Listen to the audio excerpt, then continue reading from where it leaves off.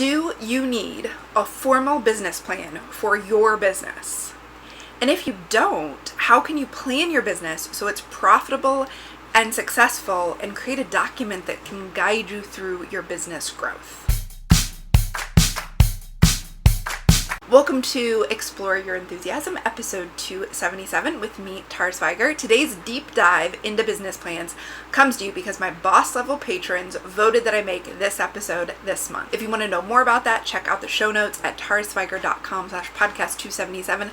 That's where you're going to find links to everything I talk about this episode. This is a deep dive into how you can create a business plan that will work for you. Next week's episode is going to be a deep dive into how to write a traditional business plan, how to do the research, and the specifics from our actual business plan. Several years ago, I created a video where I shared the process of making a business plan to buy the comic book shop where my husband worked at the time. When I made that video, we were right in the middle of planning to buy the shop. We were meeting with a business advisor, lawyers. We were doing all of the research. So I was right in the middle of the process. And that process didn't end up working out the way we wanted for reasons totally outside of our control. The business plan we made though was loved and admired by the banks we went to talk to. So that video is one of the most popular on my channel. So I recently went back and rewatched it because I was like, why do people keep watching this? And I realized part of it is because the title said business plan for buying a comic book shop. But in the video, I don't actually talk about how to do a business plan at all. I talk about how we decided we need a business plan, how we talked to the guy about making the business plan, and kind of just what we were going through, but not about how to do the business plan. And you guys know how much I want to be super useful and super pragmatic. So over the next 2 episodes, I am going to go way deep into how you would actually do a business plan for your business. Whether you need a traditional business plan because you're getting lending or you're working with a bank, or you just need a guiding document to help you figure out what to do next and how to make good decisions. So you can even stop thinking about it as a plan and just thinking about it as a resource at the foundation of your business. Today, we're going to talk about when you do need a business plan, when you don't need a business plan, and if you don't, how to make a plan that will help you reach your business goals. Next week, we're going to get super nerdy and go into how to make a traditional business plan. So if you answer the question, do I need a traditional plan or do I not? With the answer no, we're going to talk to you today. If the answer is yes, we're going to go into it next week. Now these episodes build on each other, so you're going to want to listen to both of them. And if you're a person who doesn't need a business plan, I'm just going to tell you, you're going to want to hear next week's episode because it is very likely that you will need it in the future. I want you to expand your thinking of what's possible for you in the future. Oh, and in next week's episode, I'm going to share as many of the details as I can from our actual business plan, as many as the details as I can without being in breach of the non-disclosure agreement that we signed. I have redacted parts of it, but I'm sharing as much as I possibly can. To begin with, we need to start with this. A business plan is related to your goals. It's built from your goals and to the map you're going to make to reach your goals, but it is not the same thing. So in my book, Map Your Business, which you can find on Amazon, I help you get clear on where you are and where you want to go and the resources you have. And then I help you set a goal and break it down into actionable to-do items. And then every month review what action you took, what you learned, what you need to move forward. It's extremely in the moment, day-to-day, actionable. A business plan is a little higher level than that. So the first part of Map Your Business, it's kind of the thing you have to do before you make a business plan, but then Map Your Business gets way more detailed and in the to-dos, so you know what to do each day than a typical business plan does. If you need a plan of action, you need to figure out the big picture of where you want to go, and then you need a plan of action, check out my book, Map Your Business. It will be linked up in the show notes, or you can search for it on Amazon. And your business plan is going to help you make those high-level decisions, but it's not going to have a lot of action steps in it. You're going to take a lot of action steps to make it though. So you need both a map to get super actionable, and you can use a business plan to make sure your business will work. Does the actual model of your business work and to keep you in line with your bigger mission. The question is, when do you need a traditional business plan, and when can you do something a little leaner, a little simpler? The short answer is you need a business plan whenever you're getting anyone else involved in your business. So that could be a business partner, that could be a lender like a bank, that could be an investor, even if it's one of your family members, or that it might even be a landlord. Some landlords require a business plan before they will lease a space to a business, especially if it's like a retail only location. So in any of those cases, you need a traditional business plan. But if it is just you and your hands in your living room, you probably don't have to create an official business plan, but having a simplified business overview can help you focus, and it's going to prompt you to do the research you need to do and do the math you need to do in order to make sure your business is actually going to work. So in a minute, we're going to talk more about what I recommend every new or growing business has, even if you don't have a business partner. But before we do that, I just want to be really clear about when you are going to need to do a traditional business plan. So if you're going to ask for funding from anyone, including family or friends, you absolutely need a traditional business plan, both for their peace of mind and for yours, and so that they understand what you're doing with it. If you're going to a bank, they expect a very specific format. We'll talk about that in next week's episode. If you're starting a partnership or you're bringing a partner into your business, even if it's your best friend or your spouse, you need a bigger, complex traditional business plan to be sure that your ideas, your expectations, and your goals are completely aligned. The thing is making a traditional business plan is very clarifying about specifically when the money will be made, how the money will be made, and where the money will go. Don't ever get into a partnership unless you know that. You also need a partnership agreement, which is a separate document explaining who owns what percentage of the company and what tasks what people will do, and you need to have a lawyer look at both of those documents. It might seem like, well, we're both putting in $5 today and we're both going to do everything, but I can tell you from experience, no matter who you're working with, you want to have a very clear business plan and a very clear partnership agreement, and you want a lawyer to look at it to make sure that it's legally okay, that it's actually a binding agreement. I don't think you're going to sue your mom or your sister or your spouse over it, but just do the work. It will save you so much pain. If you are investing a large amount of money into your business, even if it's your own money, I still recommend you do a traditional business plan so you know exactly when you're going to see a profit, what you're going to put the money towards, and how you're going to earn it back. Now, treat yourself like an investor and do the math and the research to be sure. Don't use your retirement or your savings fund or your kids' college fund to start a business unless you are willing to do the plan. If you're not willing to do the work of a full business plan, you are not going to do the work to make your business successful. I just super believe that. And by the way, that applies to your partnership too. If your partnership isn't willing to do the work of a business plan and to do all that math and to do all that projections, then you got to ask yourself, are you guys going to commit to the hard times in your business? I said if you're investing a large amount of money, even if it's your own, but what is a large amount of money? It's really whatever is a lot of money to you. That might be $300 or it might be $3,000. So when I invested into my doTERRA business, it was just a few $100s, but I committed to start a business as opposed to just buying oils like a customer, which is what most people do when they get doTERRA. But because I knew I was going to start it as a business, I made a mini business plan to be clear about how much time I would put into it, what exact actions I would take, and when I could expect to hit the goals. I made that plan, and then I made a commitment to my mentor, and I shared it with her, and she helped keep me accountable to it. And I attribute that, the plan and the commitment, to the success I've experienced in that business as quickly as I did, because I was committed to what actions I would take every month, how the money would flow, and how I would allocate it. That was extremely helpful. If I do any new business venture going forward, I will make a business plan, just because now that I've done it for the comic book shop, I know how to do it, and I know how ultimately enlightening it is. Those are the times that you absolutely need a business plan. If you're bringing anybody else in, if you're getting any funding, if you're getting any investing, even if it's from yourself. Let's talk about if that is not you. What if you do not need a business plan? So I'm going to be honest here about my own story a little bit. When I started my yarn company back in 2006, I just listed some skeins on Etsy. It wasn't a business. And then a local yarn shop was interested in carrying it, and then she asked me for my business name, so then it was kind of a business. And then I sold through her. I did some craft shows. I moved here and a local art shop carried it.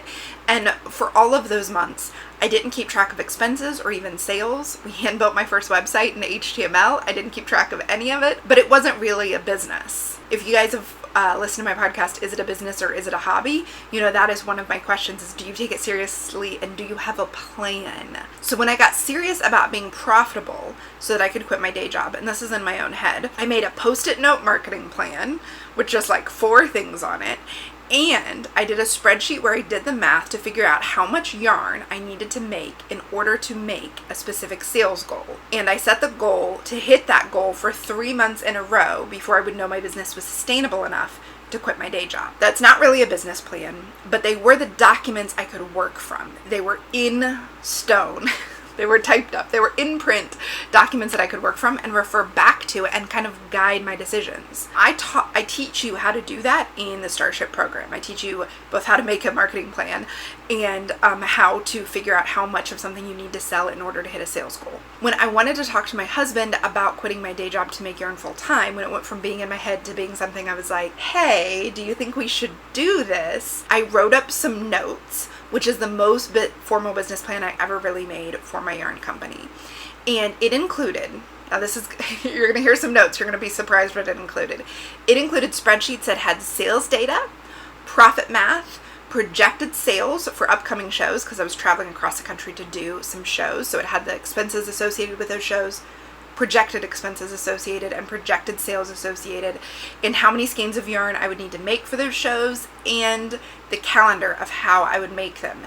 And also I showed how much more, both in skeins of yarn and in cash, I could make if I had the hours of the day that I was currently spending in my day job. I also included several marketing goals, like one of them was getting featured in a magazine, another one was getting accepted into a couple more upcoming shows, and some personal financial goals for us that we would achieve before I gave up my steady salary. This document, which was a series of notes, spreadsheets, and bullet points in a Word doc, that guided me for the next year or so. What's funny is that if you've watched any of those podcast episodes I've done with Jay, he does not care. He didn't need to see any of it, but I did it for me because I didn't want to misrepresent my business. I didn't want to lie to myself. And the fact of the matter is, we lie to ourselves in our business all the time. A business plan and spreadsheets can help you stop lying to yourself. And if you're going to have a conversation with a loved one,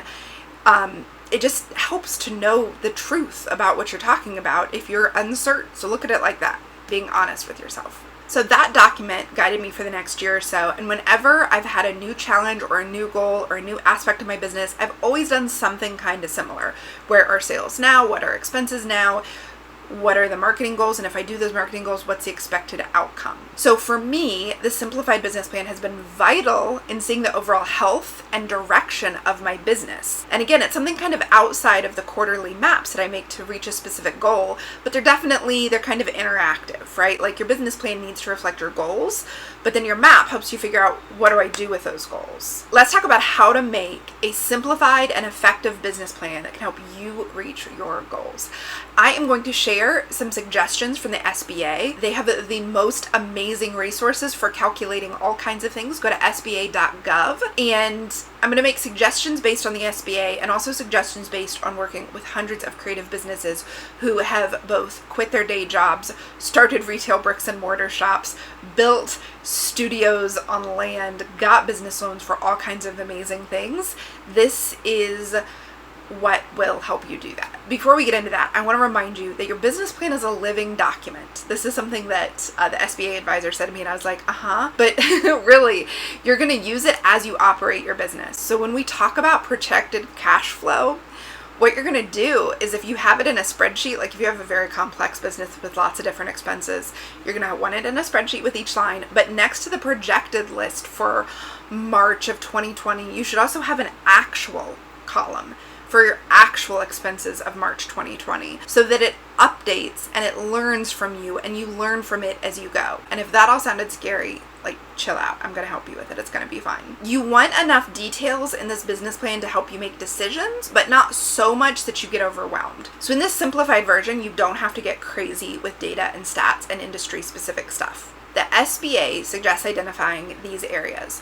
Number 1, key partnerships. So this will be the other businesses or services you work with to run your business. Who are your suppliers? You need to know this. You need to know who are your suppliers, and you need to have their price lists and where you're going to get the supplies that are really important. One of the main reasons I quit producing yarn in my yarn company was one of my suppliers couldn't fulfill an order that I had from a yarn shop for over a year.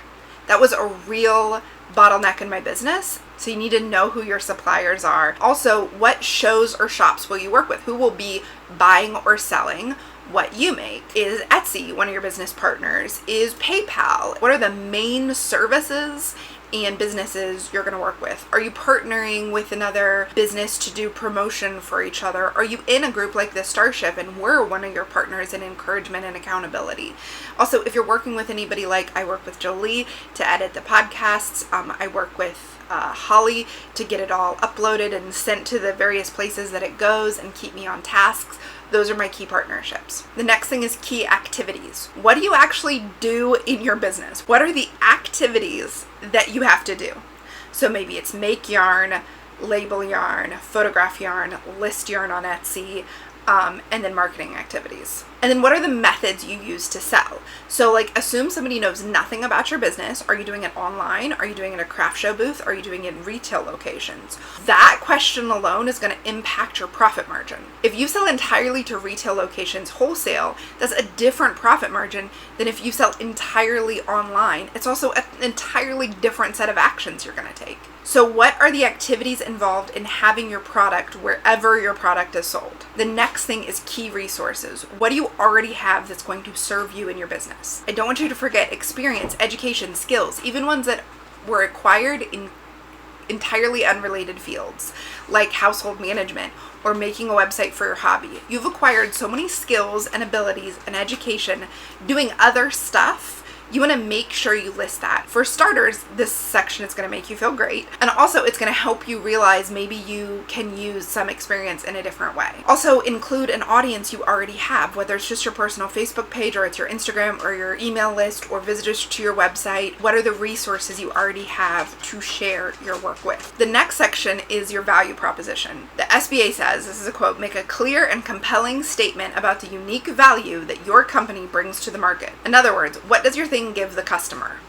What does your item give the person who's buying it? How is that special or different? How does it make them feel? So we develop that inside the Starship program in the marketing section. We talk about how to identify what makes your thing unique, what needs does it fill, and how does it make your people feel. The next section is customer relationships. How do customers interact with your business? Is it automated or is it personal? Is it in person or is it online? Think through the customer experience from start to finish. I call this your customer path. I have a class about it that'll be linked up in the show notes. And also we talk about it inside the Starship program. How is the customer going to move through your business? I'll give you an example because people sometimes get confused about this. If you have an Etsy shop, people are going, first of all, you need to figure out how people are going to find you, which is your marketing plan. And then people are going to add the thing to their cart and then they're going to check out. All of that is automated through Etsy, but then you have to deliver the thing. How are you going to deliver the thing? One of our Starship captains, Di, has a baking business. She sells her baked goods at her local farmer's market twice a week. How the customers find her is they come to the farmer's market. They're either walking past the farmer's market or they come specifically because they're already fans of her bread. So her kind of process all happens before she gets to the farmer's market. And then the entire process from buying to delivering to them walking away happy and them giving her the money all happens within the few hours of those farmers markets. In my business, if you buy the Starship program, all of the program is delivered to you automatically, but then you get a weekly check-in with me inside our Facebook group. So that's me going live every week, but all of the actual you paying for it and you being delivered the material of the program happens automatically. At other parts of my business, it all happened by hand.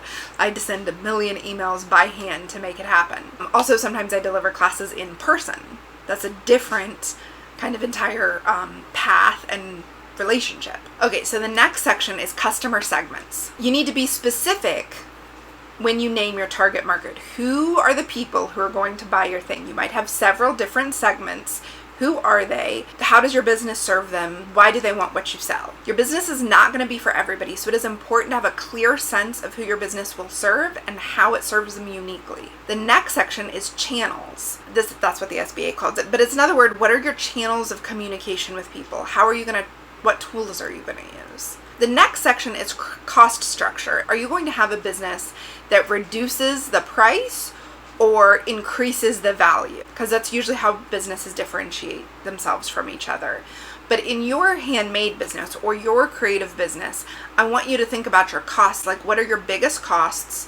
What are your cost of goods sold, or COGS, cost of goods sold, for every product you sell? If you don't know your COGS, you need to figure them out. We have a whole lesson about how to do this inside the Starship program that guides you through this math. It is vital that you understand your COGS and your break-even point. Now, the next section is your revenue streams. Where will money come to you? How does your company make money? Are you making direct sales? Are you getting membership fees? Are you selling advertising space?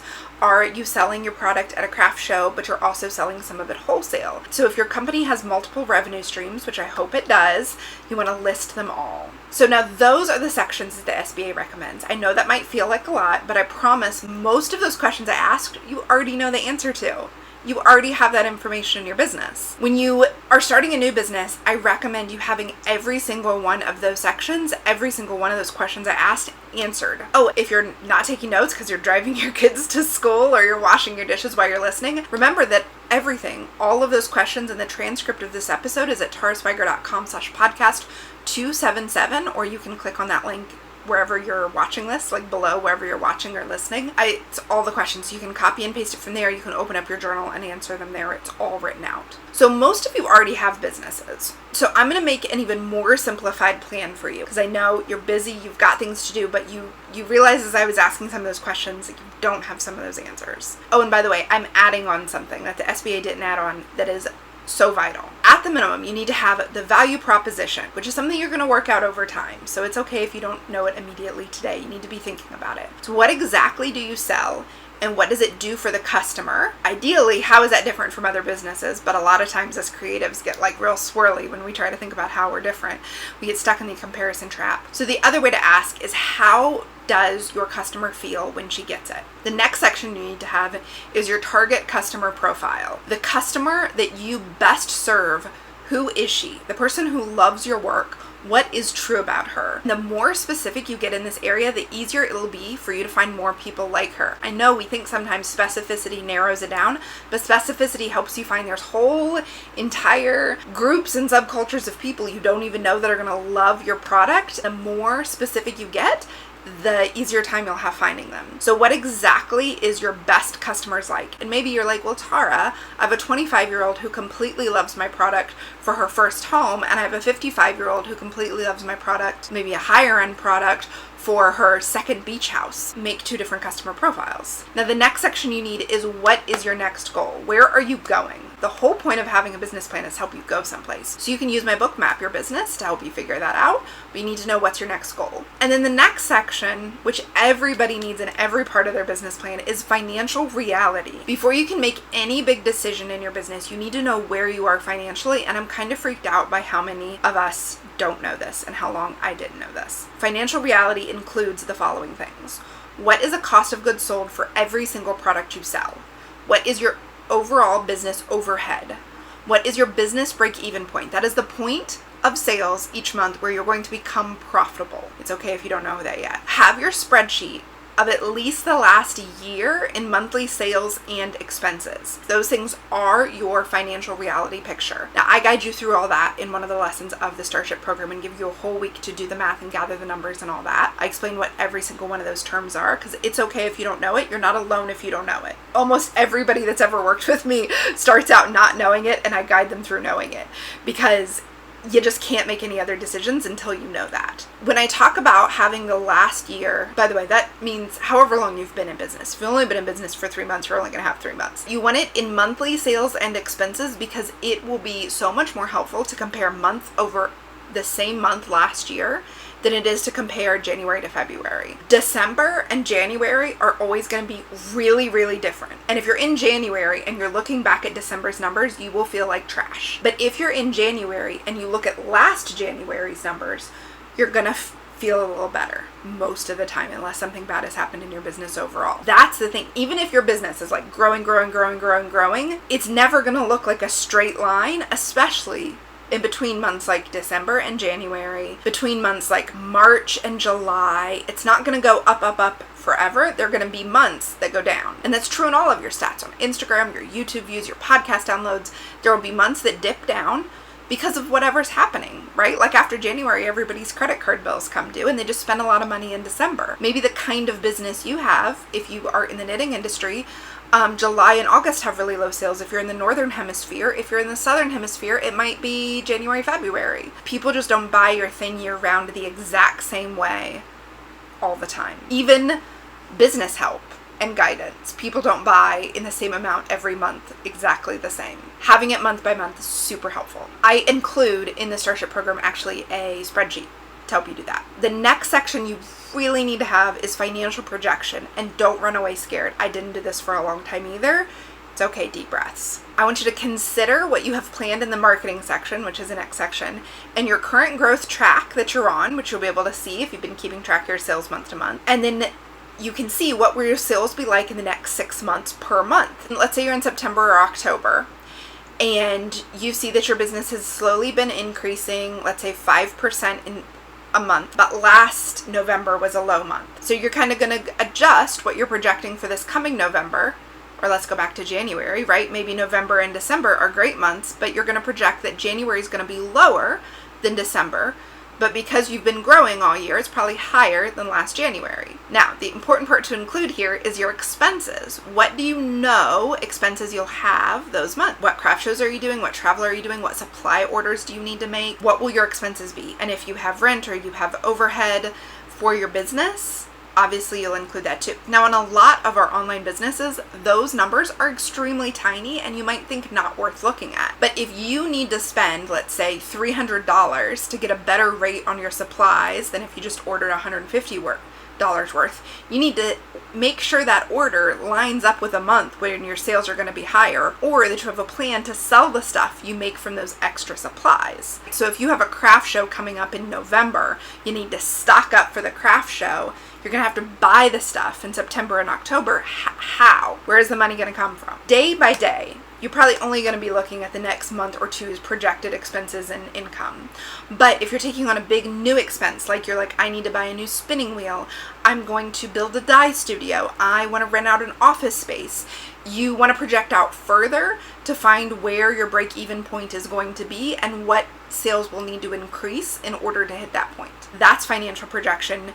I didn't talk about any math. For most of us, our businesses are small enough and you have small enough expenses, you can guesstimate using how much your business has been growing and then what the sales were last year. If you haven't been in business for a year yet, you can just guess. It's okay. You're not gonna spend all the money you haven't made yet, because you're going to also work in your expenses and you're going to figure out where your break-even point is. I hope I haven't scared you off. I'm afraid that half of you have been like, oh no, and you've run away from your listening device. Now, the next section is your marketing assets. This is another section that will make you feel good. So what assets do you already have? Subscribers, followers, accounts on different places. What is the conversion rate for various channels? When I send an email, I know this percentage is going to open and this percentage is going to buy. Now, you're not going to know that if you're not paying attention. So open up a spreadsheet and start to just track that. And then also, what's your current calendar? Like, when are you posting? I am surprised by how many of us don't want to look at when we're actually posting. But if you open up just your notes app in your phone and you just make a list of how often you're actually posting at the different places you think you want to be posting at,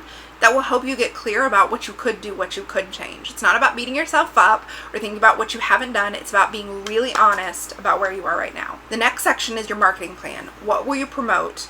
When and how? What's your social media calendar? How will you move a customer down the customer path? I have a class about building your customer path, like using a marketing plan to move people down your customer path on Creative Live. It's like 6 hours of really high quality officially produced in a studio video, but we also go over this in the Starship program. So I've linked to both in the show notes. Depending on when you're listening to this, the Starship may be open or may not, but it will lead you to the place you can go to find out more. That's it.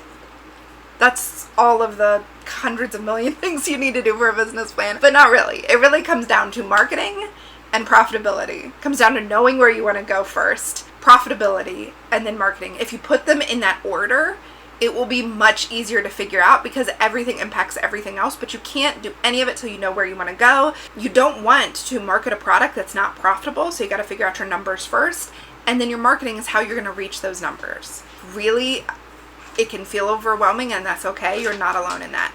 If you are listening to this and thinking, oh my gosh, that's a lot of work, Tara, you just blew my mind, you are not alone. I feel overwhelmed just talking about it. I felt overwhelmed writing these 2 episodes. But the thing is, if you're tired of feeling scrambly, if you're tired of feeling overwhelmed, if you're tired of not having a focus and not knowing how to make decisions in your business, you need to do something different. You need a plan, not just for what you're going to do today or for your very next small goal, but you need to understand the entire health of your business and how it works together. A business plan is going to help you with that. Don't even think of it as a business plan. Think of it as just answering the questions in this episode. If you just answer those questions in what I said was my simplified business plan, you are going to be so much further down the road of having a healthy business. Digging into where you want to go, being clear about your real numbers, being strategic with the time you have to do marketing. This is all going to help you feel less overwhelmed, more focus. This is a big project to tackle, like to figure out the answers to all these and to get your numbers together. But you don't have to tackle it all at once. You can do it step by step. This is actually what I do. This is my career, is helping people work through it step by step.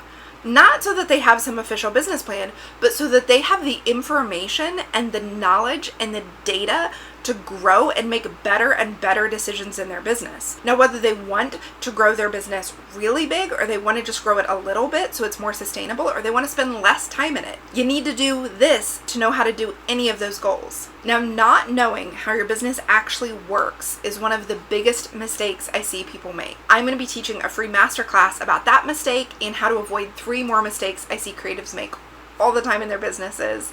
It is coming up this week. We're going to talk more about how you can figure out this data that goes into your business plan and how you can avoid these mistakes. To join, just go to taraswiger.com/foundations. It's going to be as useful and practical as this podcast episode has been. I hope this has helped you get a clear vision about what you need to figure out to make the next decisions in your business. No, you don't have to go it alone. You do not have to do it all at once. We can do it step by step, week after week, together. You do not have to do it on your own. Go to taraswiger.com/foundations to learn more about that masterclass. And thank you so much for listening. I am so glad you're here and you listened all the way through. You deserve a gold star for getting through all this. As a reminder, go to taraswiger.com/podcast277 to get the show notes from today with all of those questions, the link to the SBA, the link to the business plan I made years ago when we were buying the comic shop. Check it all out there. Thank you so much for listening and have an enthusiastic week.